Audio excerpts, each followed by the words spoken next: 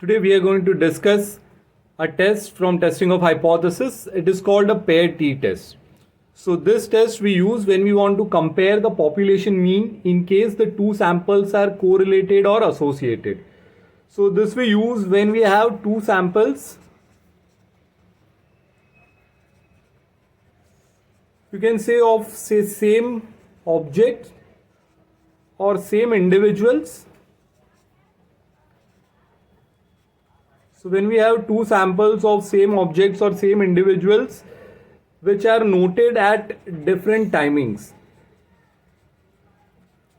and we want to analyze these two samples, then we use paired t-test. Why it is called paired t-test? Because the samples are paired as they are associated with each other. For example, we can have samples of some patients before the treatment and after the treatment.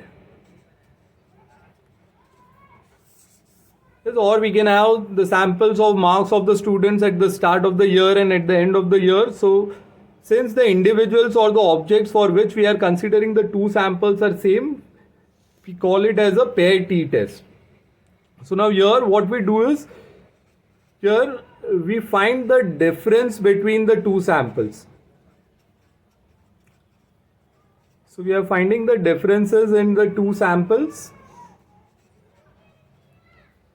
So d is equals to x minus y. X be the values of first sample and y be the values of the second sample. Sum of the text also d is y minus x. So we can either take x minus y or y minus x. So as the samples are of same individuals, we convert it into one sample.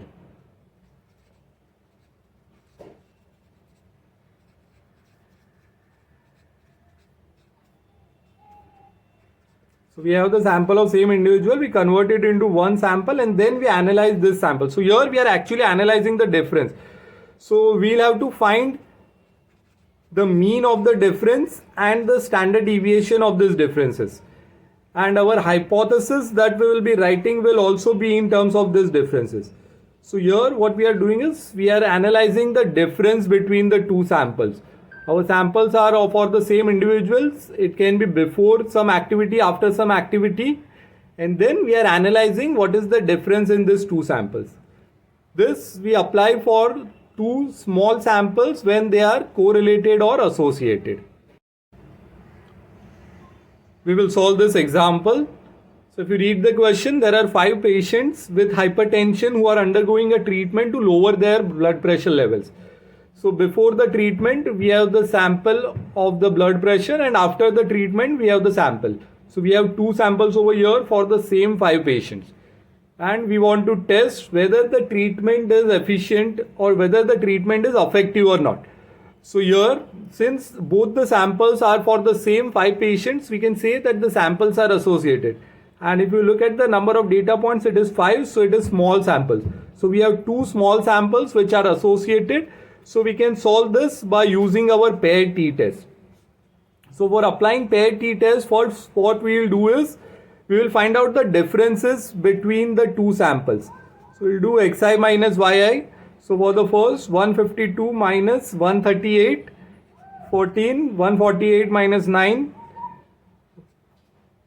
147 minus 133, 151 minus 139, 150 minus 134. So we will find out the differences between the two samples. Now we will find the mean. So it will be summation di upon n. So on taking mean of this 5 points, we will get the value of d bar as 13. And similarly, now we will find the standard deviation.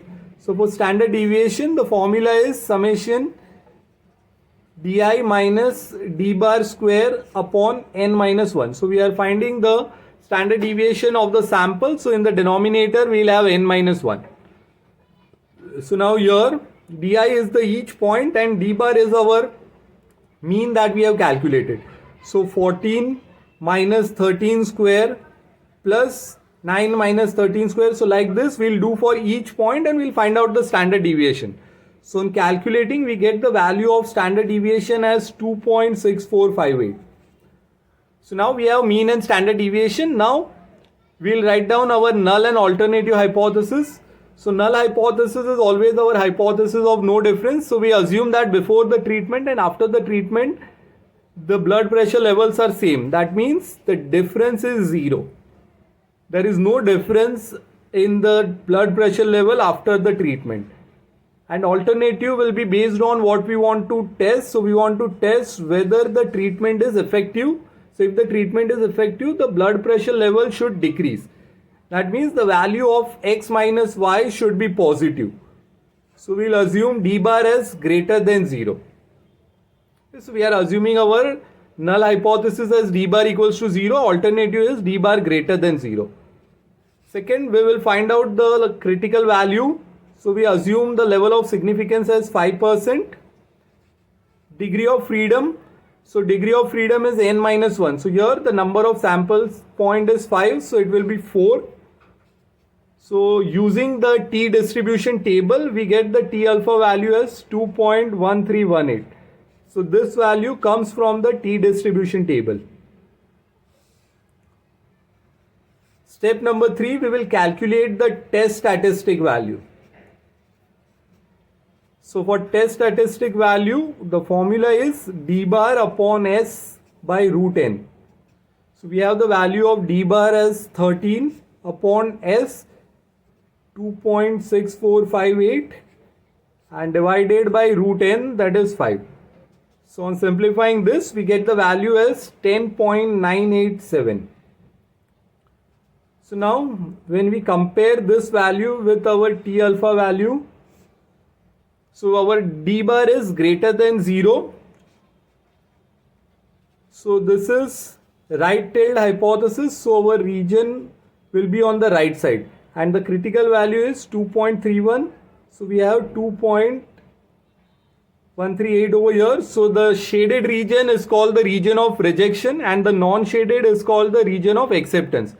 So we check where does our T value lies. So if T value lies in the non-shaded region, then we accept the null hypothesis, and if the T value lies in the shaded region, we reject the null hypothesis. So here, as you can see, the value of T is greater than T alpha. Yes, our T value will lie somewhere over here, 10.9. So it lies in the region of rejection.